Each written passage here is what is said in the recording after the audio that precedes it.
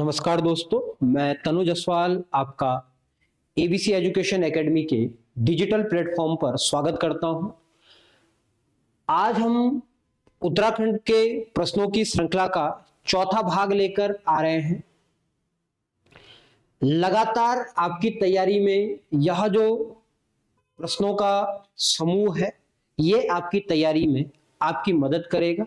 इसी के साथ हम आगे बढ़ते हैं इस प्रश्न श्रृंखला पर। चलिए, क्वेश्चन नंबर पहला, डोरियानी ग्लेशियर किस जिले में स्थित है? तो इसका उत्तर है उत्तरकाशी जिला। डोरियानी ग्लेशियर उत्तरकाशी जिले में स्थित है। डोरियानी ग्लेशियर या उत्तरकाशी जिले की जब मैं बात करता हूं तो उत्तरकाशी जिले में बहुत सारे ग्लेशियर हैं और यहां पर उत्तराखंड का सबसे बड़ा ग्लेशियर गंगोत्री ग्लेशियर, ठीक। इसके अलावा यहां पर यमुनोत्री, कालिंदी आदि ग्लेशियर भी है। दूसरा, यहां से गंगा और यमुना के रूप में दो बड़ी नदियां निकलती हैं और यह गंगा यानी कि जिसको उत्तरकाशी में भागीरथी कहते हैं और आगे जाके इसको देवप्रयाग के बाद गंगा कहते हैं। तो इसका उत्तर है उत्तरकाशी। चलिए अगला प्रश्न, अगले प्रश्न की ओर बढ़ते हैं। जनगणना 2011 के अनुसार निम्नलिखित में से किस जिले की जनसंख्या 10% या वृद्धि दर सर्वाधिक है, सबसे अधिक है? तो पहला आते हैं हरिद्वार जिले में। हरिद्वार जिले की 10 की वृद्धि दर है 30.6। देहरादून की है आपकी 32.33। नैनीताल की है 25 और उधम सिंह नगर जिले की जो प्रतिशत है वो है 33.45। ठीक, तो ये हमारे पास चारों जिलों की 10 की वृद्धि दर है। तो इस हिसाब से अगर हम देखें तो सर्वाधिक जो 10 की वृद्धि दर है वह उधम सिंह नगर की है 33.45। ठीक, 10 के वृद्धि दर का मतलब होता है 10 सालों में किसी देश या किसी राज्य में कुल कितने प्रतिशत जनसंख्या बढ़ी है। ठीक है, दो जो ईयर होते हैं 2001 और 2011 को इसमें लिया जाता है, इनके बीच की। चलिए अगला प्रश्न, राष्ट्रीय प्रशासनिक अकादमी मसूरी की स्थापना कब हुई थी? तो राष्ट्रीय प्रशासनिक अकादमी मसूरी की जो स्थापना होती है वह होती है 2 सितंबर 1959 को। और ये जो एलबीएस है, लाल बहादुर शास्त्री प्रशासनिक अकादमी है, इसके बारे में आपको थोड़ा सा जानकारी दे दूं। वर्तमान में जो इसका नाम है वो है लाल बहादुर शास्त्री राष्ट्रीय प्रशासनिक अकादमी मसूरी, यानी कि इसको बोलते हैं वर्तमान में लवासा। ठीक, यानी कि इसके नाम के आगे एलबीएस शब्द जुड़ चुका है, लाल बहादुर शास्त्री जी का नाम जुड़ा हुआ है और यह नाम इस पर 1972 पर जुड़ता है। राष्ट्रीय प्रशासनिक अकादमी में जो अखिल भारतीय सेवा के अधिकारी होते हैं उनकी ट्रेनिंग होती है और यहां पर जो प्रॉपर आईएएस रैंक वाले होते हैं उनकी ट्रेनिंग पूरी होती है। जो अन्य कैडर के लोग होते हैं उनकी सिर्फ यहां पर इंट्रोडक्शन तैयारी होती है या इंट्रोडक्शन की जो क्लासेस होती है वही होती है। प्रारंभिक जो प्रशिक्षण उनका होता है वो यहीं पर होता है। ठीक, बाद में वो अपने अपनी अकादमी में चले जाते हैं। जैसे अगर आप फॉरेन सर्विस में हैं तो आपका दिल्ली में होती है और यदि आप आईपीएस हैं तो आपकी हैदराबाद में होती है। तो अलग अलग स्थानों पे उसकी ट्रेनिंग होती है उसके बाद। चलिए अगला, निम्नलिखित में से कुफनी नदी किसकी सहायक नदी है? तो कुफनी नदी पिंडर नदी की सहायक नदी है और पिंडर अपने आप में एक सहायक नदी है किसकी? अलकनंदा की। अलकनंदा की। और अलकनंदा नदी से ये जो पिंडर है वो कहां पर मिलती है? वो मिलती है कर्णप्रयाग।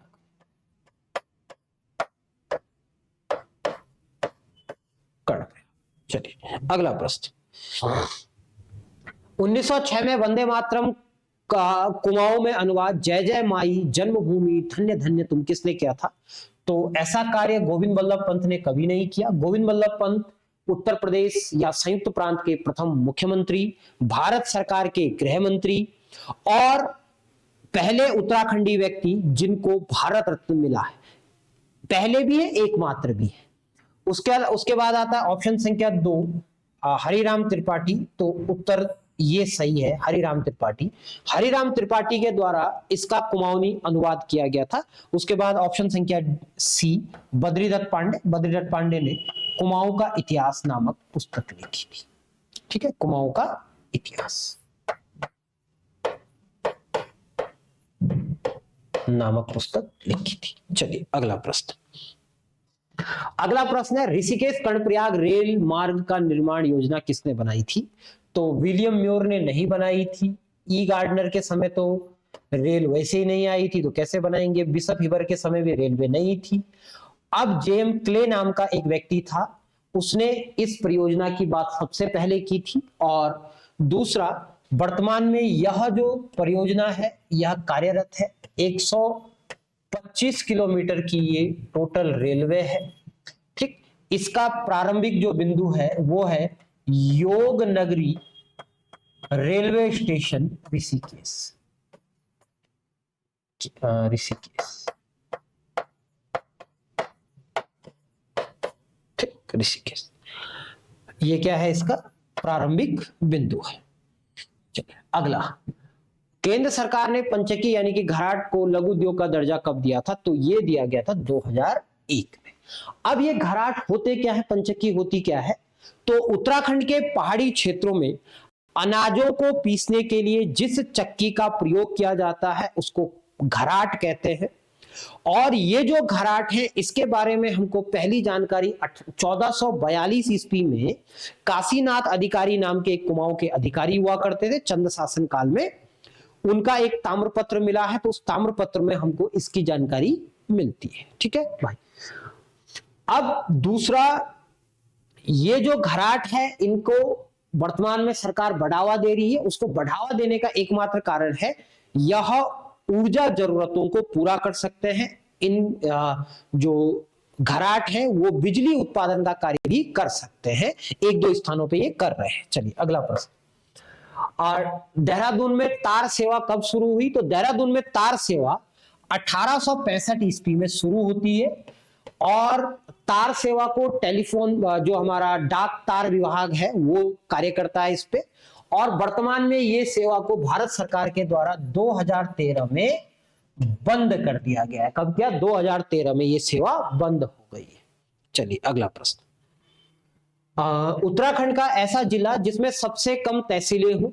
पहली बात करते हैं रुद्रप्रयाग में, तहसीलों की संख्या 4, बागेश्वर में 6, चंपावत में 5, उधम सिंह नगर में 8। तो यानी कि सबको देखा और एक बार रुद्रप्रयाग को अंत में देखा तो इसमें 4 तहसीलें हैं। तो भाई ये 4 तहसीलें कौन सी हैं? तो इनके नाम हम देखते हैं वर्तमान में। तो यहां पर जो 4 है, एक है स्वयं रुद्रप्रयाग तहसील, एक, दूसरी जखौली तहसील, उसके बाद उखीमठ और उसके बाद वासुकेदार। तो ये यहां की क्या है? 4 तहसीलें हैं। ठीक, तो 4 तहसीलें हैं। चलिए अगला प्रश्न। उत्तराखंड मंत्री परिषद में अधिकतम मंत्री हो सकते हैं। तो इसमें हमसे क्या पूछा है? मंत्रियों की संख्या पूछी है कि भाई कुल कितने मंत्री हो सकते हैं। तो जब हम मंत्रियों की संख्या बताते हैं तो कुल मंत्रियों की संख्या कितनी है? 11। और यदि हम इसमें मुख्यमंत्री को ऐड कर दें तो 12। ठीक, 12 यानी कि 11 धन 1। ठीक, 11 मंत्री होंगे, 1 मुख्यमंत्री होगा। और आपको पता है हमारे संविधान में लिखा गया है कि कुल विधानसभा के सदस्यों का मात्र 15% लोग ही क्या रहेंगे? मंत्री परिषद में रहेंगे। चलिए अगला प्रश्न। उत्तराखंड ग्राम्य विकास और पलायन निवारण आयोग का गठन कब हुआ? तो इसका गठन 17 सितंबर 2017 को त्रिवेंद्र सिंह रावत जी के द्वारा किया गया। इसके इस आयोग के गठन के पीछे का जो तर्क है वो ये है कि उत्तराखंड में बढ़ते हुए पलायन को, ठीक है, को समाप्त करने के लिए क्या धरातल पे योजनाएं बनाई जाए, उसके लिए ये पलायन आयोग काम करेगा। इसका जो हेडक्वार्टर है वो कहां पर है, वो है आपका पौड़ी में। इसका जो अध्यक्ष रहेगा वो उत्तराखंड में जो मुख्यमंत्री होगा वही इसका क्या होगा, अध्यक्ष होगा। इसका उपाध्यक्ष, वर्तमान में इसके जो उपाध्यक्ष हैं एसएस नेगी जी हैं, ठीक, एसएस नेगी इसके क्या है, वर्तमान उपाध्यक्ष है, एसएस नेगी साहब। चलिए अगला प्रश्न, चारधाम महामार्ग परियोजना की आधारशिला कब रखी गई? तो चारधाम महामार्ग परियोजना की आधारशिला 27 दिसंबर 2016 को रखी गई थी माननीय प्रधानमंत्री जी के द्वारा। इस योजना के अंतर्गत उत्तराखंड के 6 एनएच आएंगे, कुल किलोमीटर 889 किलोमीटर का रोड जो है हमारी, उसका उन्नीकरण किया जाएगा, उसको सही किया जाएगा, उसको बढ़ाया जाएगा। इसके दो फायदे हैं, एक तो है उत्तराखंड सीमांत क्या है, राज्य है, इसकी सीमा चीन और नेपाल से मिलती है, तो चीन से ज्यादा खतरा है, इसलिए वहां पर हमको रोड इंफ्रास्ट्रक्चर डेवलप करना है, उसके लिए रोड क्या है, प्रमुख भूमिका निभाएगी। देन उसके बाद जो अगला जो महत्वपूर्ण बिंदु है वह क्या है कि उत्तराखंड पर्यटन के दृष्टि से महत्वपूर्ण राज्य है, यहां पर 4 धाम है, इसीलिए इस रोड का नाम 4 धाम है, गंगोत्री, यमुनोत्री, बद्रीनाथ और केदारनाथ। इन चारों धामों पर सुलभ यातायात पहुंचाया जाए 12 महीने तक, इसलिए ये शुरू किया गया। चले अगला प्रश्न, रुद्रप्रयाग किस नदी के संगम पे है? तो ऑप्शन संख्या ए को देखते हैं पहले, भागीरथी और अलकनंदा, इनके संगम पे कौन है भाई? तो इनके संगम पे है देवप्रयाग। उसके बाद है अलकनंदा और मंदाकिनी, अलकनंदा और मंदाकिनी के रुद्रप्रयाग। फिर है नंदाकिनी और अलकनंदा, इसके संगम पे है नंदप्रयाग। और फिर है धौलीगंगा और अलकनंदा, इनके संगम पे है विष्णु प्रयाग।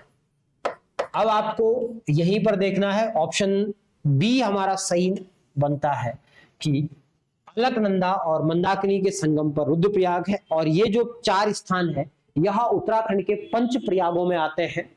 इसके अलावा इसमें एक और प्रयाग है, ठीक है, जिसका नाम है कर्णप्रयाग, कर्णप्रयाग। और कर्णप्रयाग में अलकनंदा किससे मिलती है? अलकनंदा मिलती है पिंडर से, ठीक। तो ये 5 प्रयाग पूरे भी हो गए। चलिए अगला प्रश्न, उत्तराखंड सेवा का अधिकार अधिनियम कब लागू अधिसूचित होता है? तो यह 4 अक्टूबर 2011 को अधिसूचित होता है, लेकिन अधिसूचना आने के बाद यह जो आयोग होता है वह गठित नहीं हो पाता है। इसके आयोग का गठन 2014 में हुआ, यानी कि आपसे प्रश्न पूछा जाएगा सेवा का अधिकार आयोग कब बना? तो 2014 में। वर्तमान में इसमें एम रामास्वामी नाम के उत्तराखंड कैडर के आईएएस अधिकारी हैं, तो वर्तमान आयुक्त है इसके रामास्वामी, ठीक, रामास्वामी, ठीक, एन रामास्वामी जी इसके क्या है, वर्तमान आयुक्त है, ठीक, एन रामास्वामी। चलिए, और सेवा का अधिकार क्या है? आपको निश्चित समय में सरकारी सेवाएं प्रदान करना इस सेवा के अधिकार आयोग का मुख्य कार्य है। यदि कोई विभाग आपको नियत समय पे सूचनाएं, नियत समय पे सेवा नहीं देता है, तो आप यहां जाकर उसकी शिकायत कर देंगे। जैसे आप तहसील में जाते हैं तो आप प्रमाण पत्र बनाते हैं, तो एक बोर्ड बाहर टांगा हुआ रहता है, उसमें लिखा रहता है कि भाई जाति प्रमाण पत्र के लिए इतने दिन, आधार कार्ड, आपका जो स्थायी निवास है उसके लिए इतने दिन, तो एक नियत समय सीमा के अंतर्गत आपको प्रमाण पत्र देने होते हैं। चलिए अगला प्रश्न, अगला प्रश्न स्क्रीन पे, निम्नलिखित में से कौन सा एक उत्तराखंड का बायोस्फीयर रिजर्व है? तो नंदा देवी बायोस्फीयर रिजर्व है, गोविंद नेशनल पार्क है, कॉर्बेट नेशनल पार्क है, और राजा जी भी क्या है, नेशनल पार्क है। तो यानी कि नंदा देवी बायोस्फीयर। जब हम इस बायोस्फीयर रिजर्व की बात करते हैं तो इसके बारे में दो है। इसकी स्थापना 1988 में हुई है, एक। यह भारत का दूसरा बायोस्फीयर रिजर्व है, इतनी बात आप याद रखिएगा। दूसरा, 1988 में 1988 में इसको यूनेस्को की विश्व धरोहर सूची में शामिल किया गया। ठीक। दूसरी चीज आपको याद रखनी है कि वर्तमान में भारत में 18 बायोस्फीयर रिजर्व है। ठीक, बायोस्फीयर रिजर्व है, और इनमें से 11 को यूनेस्को ने अपनी सूची में शामिल किया। कितने को? 11 को। अब आपसे प्रश्न यह है कि भारत का पहला बायोस्फीयर रिजर्व क्या है, कौन सा है, और इसका उत्तर आपने कमेंट में करना है। ठीक, तो जो सही उत्तर होगा उसको क्या, अगली प्रश्न श्रृंखला जल्दी मिलेगी। ठीक है, अगर आप जल्दी से जल्दी क्या करते हैं, कमेंट करते हैं, अधिक से अधिक कमेंट करते हैं, सही कमेंट करते हैं, तो उससे लगेगा कि आप तैयारी में अच्छे हो, बाकी तो आप स्मार्ट हो। ठीक है भैया, चलिए भैया अगला प्रश्न। वित्तीय वर्ष 2021-22 में उत्तराखंड की प्रति व्यक्ति आय क्या है? तो ये 21-22 का पूछ रहा है, तो 21-22 में यह 1,96,282 रुपया है, जो बढ़कर अब 22-23 में 2,33,000 हो चुकी है। ठीक, 2,33,000। ठीक, पर कैपिटा इनकम, यानी कि औसतन उत्तराखंड का एक व्यक्ति एक वर्ष में 2,33,000 रुपए कमाता है, और उत्तराखंड की पर कैपिटा इनकम लगातार बढ़ रही है। उसके पीछे क्या है? उत्तराखंड का पर्यटन उद्योग और आबकारी। ठीक, कंज्यूम। अगला, डॉक्टर अनिल पांडे का संबंध किस क्षेत्र से है? तो डॉक्टर अनिल पांडे का संबंध, ऐसा नाम ना पर्यावरण में, ना साहित्यकार है, ना शल्य चिकित्सक है, ये खगोलविद है। ठीक, और डॉक्टर अनिल पांडे, इनका हाल में ही देहांत हुआ है, और ये एरीज नामक एक संस्थान है जो आर्यभट्ट जी के नाम पे बनाया गया नैनीताल में। तो एरीज के क्या हैं, ये डायरेक्टर थे, एरीज के डायरेक्टर। चलिए अगला प्रश्न, किस व्यक्ति को केदार सिंह रावत पर्यावरण पुरस्कार से सम्मानित किया गया? तो केदार सिंह रावत पर्यावरण पुरस्कार से सम्मानित होने वाले ये तीनों तो नहीं है भाई, तो यानी कि कौन होगा? तो इसका सही उत्तर है नरेंद्र सिंह नेगी। नरेंद्र सिंह नेगी को पर्यावरण पुरस्कार दिया गया है, नरेंद्र सिंह नेगी को पर्यावरण पुरस्कार दिया गया है, और यह 2021 के लिए इनको प्रदान किया गया।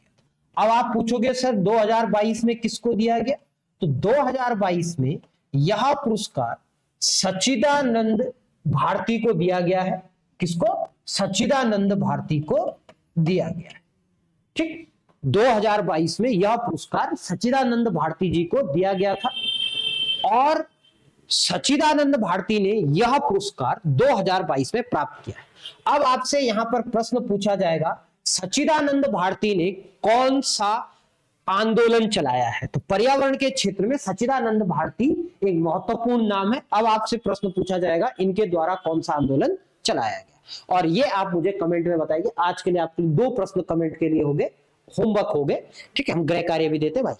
हाँ, तो गृह कार्य, पहला गृह कार्य क्या था, याद है ना, कि भारत का पहला बायोस्फीयर रिजर्व क्या है, कौन सा है? दूसरा प्रश्न, सच्चिदानंद भारती के द्वारा कौन सा आंदोलन चलाया गया है? चलिए अगला प्रश्न, केंद्रीय भवन निर्माण अनुसंधान संस्थान कहां है? यानी कि अगर इसको इंग्लिश इसकी शॉर्ट फॉर्म बनाए तो CBRI, central building research institute, Uttarakhand के किस स्थान पर है? तो ना तो ये देहरादून में, ना अल्मोड़ा में, नैनीताल में है, ये इसका है, इनमें से कोई नहीं। ठीक, और इसका उत्तर हम ढूंढेंगे तो CBRI कहां है? रुड़की में है। कहां है? रुड़की में है। और रुड़की को उत्तर भारत में सिविल इंजीनियरिंग का मक्का कहते हैं। कारण क्या है? यहां पर एशिया का पहला इंजीनियरिंग कॉलेज, जिसको हम IIT रुड़की कहते हैं वर्तमान में, इसका पुराना नाम थॉमसन कॉलेज ऑफ इंजीनियरिंग।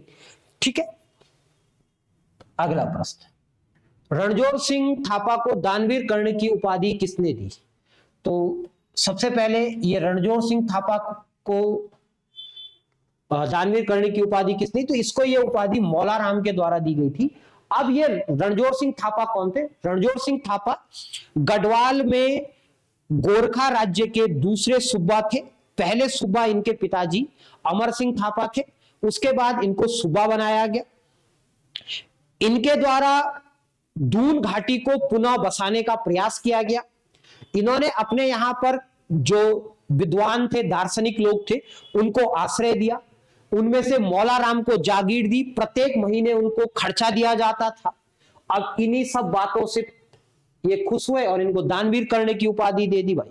दूसरा, जो रणजोर सिंह थापा थे, इन्होंने न्याय के लिए विचारी की नियुक्ति की और प्रशासन में अविचारी की नियुक्ति की।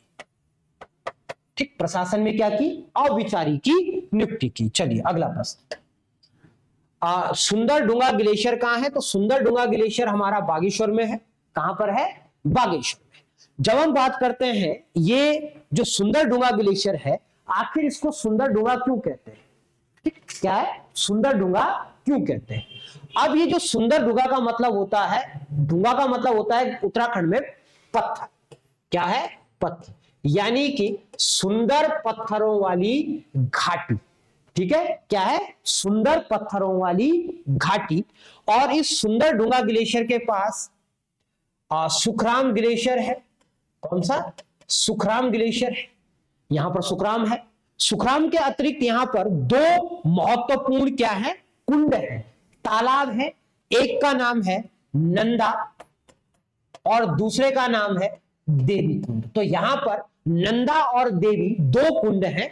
जब यात्री यहां पर यात्रा करते हैं, यानी कि जब भी यहाँ ट्रैकिंग पे जाते हैं या तो धार्मिक रूप से जाते हैं, तो वो लोग क्या करते हैं, यहां से इन कुंड का या इन जलाशयों से पानी भरकर लाते हैं और इस पानी को शुद्ध माना जाता है।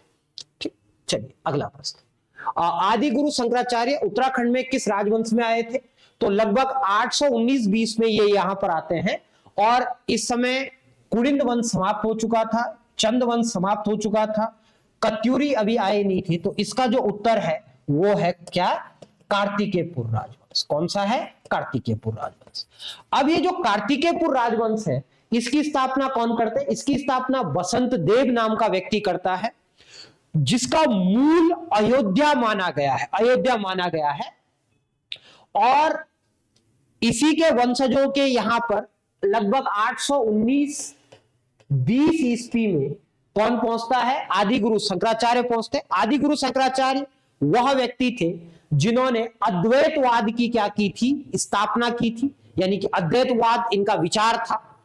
और इन्होंने सनातन धर्म को पुनः, हिंदू धर्म को पुनः स्थापित करने का कार्य किया। ठीक है, तो इन्होंने पूरे भारत में 4 मठों की स्थापना की। उनमें से एक मठ इन्होंने उत्तराखंड में स्थापित किया, जिसको ज्योतिर्मठ कहते हैं, जिसको ज्योतिर्मठ कहते हैं। और यह वर्तमान के जोशी मठ में है। ठीक, ज्योतिर्मठ कहते हैं। अब आदि गुरु शंकराचार्य, इनसे संबंधित महत्वपूर्ण तथ्य हैं। इन्होंने बद्रीनाथ में भगवान बद्रीनारायण की मूर्ति को नारद कुंड से उठा करके मंदिर में स्थापित करवाया। और इन्होंने अपनी देह को कहां त्यागा? केदारनाथ। ये महत्वपूर्ण है, ये आपको याद करना है कि इन्होंने केदारनाथ में। ठीक, इनसे संबंधित गंगोली हाट है और बूढ़ा केदार है। इसके अलावा कई अन्य स्थानों को इनसे जोड़ा जाता है। अगला, उत्तराखंड के भोटांतिक नामक पुस्तक के लेखक कौन है? महीधर शर्मा नहीं है, कटोच साहब नहीं है, गंगादत्त उप्रेती नहीं है, शिव प्रसाद डबराल है। शिव प्रसाद डबराल उत्तराखंड में इनको चारण के नाम से जाना जाता है। इनसाइक्लोपीडिया ऑफ उत्तराखंड कहते हैं। डॉक्टर शिव प्रसाद डबराल चारण इनका उपनाम है। और दूसरा इनको कहते हैं इनसाइक्लोपीडिया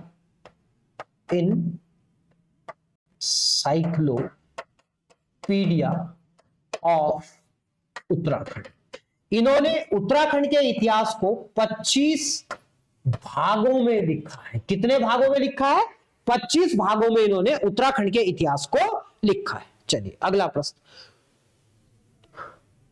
खगमरा का किला कहां पर है? तो बागेश्वर में नहीं है, नैनीताल में भी नहीं है, चंपावत में नहीं है। चंपावत में कौन सा है? राजबुंगा का किला है। अब भाई अल्मोड़ा में है हमारा कौन सा? खगमरा कोट का किला। अब खगमरा कोट के किले की स्थापना किसने की थी? तो नाम आता है किसका? भीष्मचंद का। अब राजा भीष्मचंद ने इस खगमरा कोट के किले की क्या की थी? स्थापना की थी या इसका निर्माण करवाया था। लेकिन कुछ इतिहासकारों का मानना था खगमरा कोट का जो किला है वो पहले से स्थापित था। यह पत्यूरी राजाओं का एक किला हुआ करता था। अब भीष्मचंद पहला चंद शासक था जिसने राजधानी परिवर्तन की परियोजना बनाई थी। इसने अपनी राजधानी को चंपावत से कहां लाना चाहता था? अल्मोड़ा लाना चाहता था। अब अल्मोड़ा लाना चाहता था तो पहले ये व्यवस्थाएं ठीक करना चाहता था, तो इसने व्यवस्थाओं के सुदृढ़ीकरण के लिए खगमरा कोट के किले का पुनर्निर्माण करवाया। अब जब ये खगमरा कोट के किले का पुनर्निर्माण करवा रहा था तो फिर हम देखते हैं कि वहां पर ये दिन के समय आराम कर रहा था। और जब ये आराम कर रहे थे तो एक व्यक्ति आता है जो एक खस सरदार था, खस राजा था, जिसका नाम गजवा ठिंगा था। उस गजवा ठिंगा ने इनकी हत्या कर दी। ठीक, चलिए अगला प्रश्न, कुमाऊं का विक्रमादित्य किसे कहा जाता है? तो मोहनचंद नहीं है, जगत चंद को भी नहीं कहते हैं, इनके काल को तो हम स्वर्ण युग कहते हैं, कुमाऊं का स्वर्ण युग। देवी चंद इनके सुपुत्र हुए और इस सुपुत्र ने अपने नाम के आगे विक्रमादित्य शब्द का प्रयोग किया। इसने जैसे चंद्रगुप्त विक्रमादित्य जी ने क्या किया था? अपने नाम पे विक्रमी संवत लागू किया था, वैसे ही इसने भी अपने नाम पे देवी चंद्रगुप्तम संवत शुरू किया था। ठीक, और लेकिन ये एक निष्फल राजा थे। इनका बिल्कुल भी कुमाऊं के इतिहास में यदि किसी को मोहम्मद बिन तुगलक कहा जाता है तो इनको ही कहा जाता है, MBT। ठीक, एकदम पागल किस्म के व्यक्ति थे। ठीक, ये अपने नाम पे कुछ भी कर देते थे, मतलब जैसा मन किया वैसा कार्य कर देते थे। इनके पिता के द्वारा जितना भी खजाना था उस खजाना को लुटाने का काम कौन करता है? देवी चंद करते हैं। क्योंकि ये कभी मुगलों पर आक्रमण करने की योजना बनाते हैं, कभी गढ़वाल पर योजना बनाते हैं, कभी गढ़वाल के नाम पे नकली शहर बनाते हैं। ठीक है, कभी राजा प्रदीप शाह की हत्या की कहानी सुनाते हैं, ऐसे अपने नाम पे देवीपुर शहर का निर्माण करते। तो कई काम भाई देवी चंद ने किए थे, तो इनको MBT कहते हैं और कुमाऊं का विक्रमादित्य भी कहते हैं। ठीक, चलिए अगला प्रश्न, सिराकोट का किला कहां है? तो सिराकोट का किला धारचूला में है। और धारचूला कहां है? पिथौरागढ़। कहां है? पिथौरागढ़। अब जो ये डीडी हाट है, ठीक है, डीडी हाट है, डीडी हाट का जो क्षेत्र है इसको सिराकोट कहते थे प्राचीन समय में। और यहां पर मल्लों की राजधानी थी। ठीक, किसकी? मल्लों की राजधानी थी। और जो डोटी के राजा थे उनका छोटा भाई यहां का क्या होता था? शासक होता था। जो डोटी के राजा होते थे उनका छोटा भाई शासक होता था, जिस कारण इसको क्या कहते थे?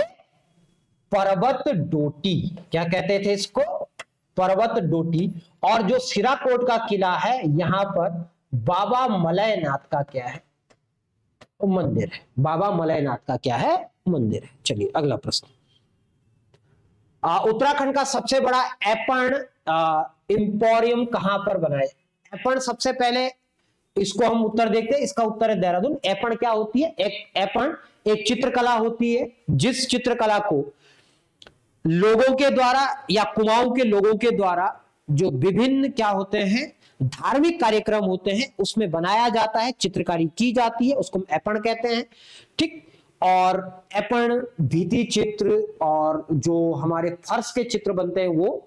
उसके अलावा वर्तमान में ऐपण के कई प्रयोग किए जा रहे हैं, इसको कॉमर्शलाइजेशन किया जा रहा है और लगातार इसके प्रयोग को बढ़ावा देने के लिए कार्य किया है।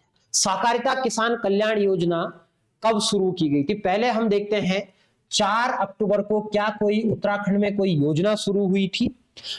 तो अगर 4 अक्टूबर को कोई योजना शुरू हुई है तो पहले हम उसके बारे में देखेंगे।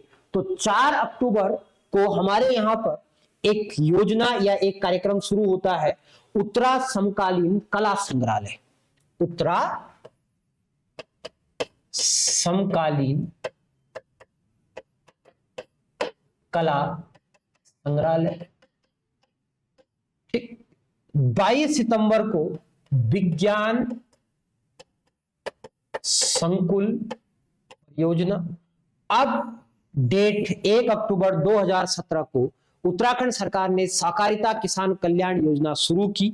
यह जो योजना है सहकारिता किसान कल्याण योजना, इसमें कृषकों को कम राशि पर क्या दिया जाएगा? ब्याज, मतलब राशि दी जाएगी जो कम ब्याज पर मिले। चलिए अगला प्रश्न। कोटद्वार का नाम बदलकर क्या रखा गया? तो मणिकूट नहीं है, कर्ण नगरी नहीं है, गढ़द्वार भी नहीं है, इनमें से कोई नहीं। तो भैया उत्तर क्या है? तो उत्तर है कण्व नगरी। क्या है? कण्व नगरी। अब कण्व नगरी क्यों रखा? क्योंकि यहां पर है कण्वाश्रम। कण्वाश्रम वही आश्रम जहां पर राजा दुष्यंत और शकुंतला की प्रेम कहानी दिखाई पड़ती है। इसी प्रेम कहानी पर कालिदास जी ने एक ग्रंथ लिखा है, एक पुस्तक लिखी है, एक नाटक लिखा है, अभिज्ञान शाकुंतलम। और राजा जो दुष्यंत और रानी शकुंतला है उनसे एक पुत्र की प्राप्ति होती है जिसका नाम भारत था, और उन्हीं के नाम पे हमारे देश का नाम भारत पड़ा। यानी कि भरत कहते हैं, भरत के नाम पे भारत देश का नाम पड़ता है। और कण्व नगरी, यहाँ पर जो सबसे प्रमुख नदी है मालिनी नदी बहती है, खो नदी बहती है, उत्तराखंड का इंडस्ट्रियल एरिया है, और यहाँ पर भारत इलेक्ट्रॉनिक्स लिमिटेड बेल है। ठीक है, बेल की यहाँ पर फैक्ट्री है। चलिए उसके अलावा अगला, लोहारी पाला जल विद्युत परियोजना कहाँ है? तो पिंडर, कोसी और काली पे नहीं है, ये क्या है? भागीरथी नदी पे है, लगभग उत्तरकाशी जनपद के अंतर्गत आती है। 2004 में ये परियोजना क्या हुई? शुरू होती है और इसकी कुल क्षमता 600 मेगावाट है। क्या है? 600 मेगावाट है। अगला प्रश्न, उत्तराखंड में प्राचीन काल में शिवालिक पहाड़ियों को क्या कहा जाता है? तो प्राचीन काल में उत्तराखंड की शिवालिक पहाड़ियों को मेनाक कहा जाता है। और ये जो मेनाक है इसका मतलब होता है शिव की भोएं, और मेनाक पर्वत उत्तराखंड के शिवालिक को कहा जाता है। उत्तराखंड में हिमालय की सभी चीजों के दर्शन होते हैं, चाहे वो ट्रांस हिमालय हो, महान हिमालय हो, और मध्य हिमालय हो, शिवालिक हो, दून, द्वार, तराई, भाबर और गंगा का मैदान। ठीक, इसीलिए उत्तराखंड को 8 भौगोलिक क्षेत्रों में बांटते हैं। ठीक, तो प्राचीन काल में शिवालिक को। चलिए अगला प्रश्न, गढ़वाल पत्रकारिता का पितामह किसे कहा जाता है? तो गिरजादत्त नैथानी को यहां का क्या कहा जाता है? जनक कहा जाता है, गढ़वाल की। ठीक, उसके बाद आते हैं तारादत्त गैरोला नहीं है, विशंबर चंदोला हमारे सही है उत्तर होगा, क्योंकि इन्होंने गढ़वाली समाचार पत्र का संपादक किया था। दूसरा, इन्होंने तिलाड़ी कांड के बारे में लिखा था और इनको इस कारण 1 वर्ष की क्या मिली? सजा मिली। ठीक, तो प्रश्न पूछा भी गया है कि तिलाड़ी कांड के कारण किस संपादक को 1 वर्ष की सजा मिली? तो किसको मिली है? विशंबरदत्त चंदोला को। चलिए अगला प्रश्न, उत्तराखंड का सर्वाधिक साक्षरता वाला जनपद कौन सा है? तो उत्तराखंड में सर्वाधिक साक्षरता वाला जो जनपद है वो कौन सा है? हमारा देहरादून है। ठीक, चलिए अगला प्रश्न, नंदौर वन्यजीव की स्थापना कब हुई है? तो इसकी स्थापना 2012 ईस्वी में हुई है, और यह नैनीताल, इसकी स्थिति नैनीताल जनपद में है, लेकिन कुछ भाग इसका चंपावत में भी है। नंदौर वन्यजीव विहार से नंदौर नदी बहती है। ठीक, और दूसरा इसकी विशेषता क्या है कि जो ये नंदौर वन्यजीव विहार है, यह आने वाले समय पे उत्तराखंड में क्या बन सकता है, टाइगर रिजर्व बन सकता है। ठीक है, टाइगर रिजर्व बन सकता है। चलिए अगला प्रश्न। ठीक, अगला प्रश्न, फॉरेस्ट ग्रेवांस कमेटी का गठन कब हुआ था? तो फॉरेस्ट ग्रेवांस कमेटी का गठन 13 अप्रैल 1921 को हुआ था। कब हुआ था? 13 अप्रैल 1921 को फॉरेस्ट ग्रेवांस कमेटी का गठन हुआ था। इसके अध्यक्ष पी विंडम थे। कौन थे? पी विंडम नाम का व्यक्ति इसका अध्यक्ष था। अब जो ये ग्रेवांस कमेटी हमको दिखाई पड़ती है, यह ग्रेवांस कमेटी किस लिए बनाई गई थी? ठीक, तो फॉरेस्ट से संबंधित जो मामले थे उनको निपटाने के लिए हमने फॉरेस्ट ग्रेवांस कमेटी का क्या किया था? गठन किया था। अब ये जो फॉरेस्ट ग्रेवांस कमेटी हमको दिखाई पड़ती है, ठीक, अब ये फॉरेस्ट ग्रेवांस कमेटी हमको पी विंडम के नेतृत्व में दिखाई पड़ती है।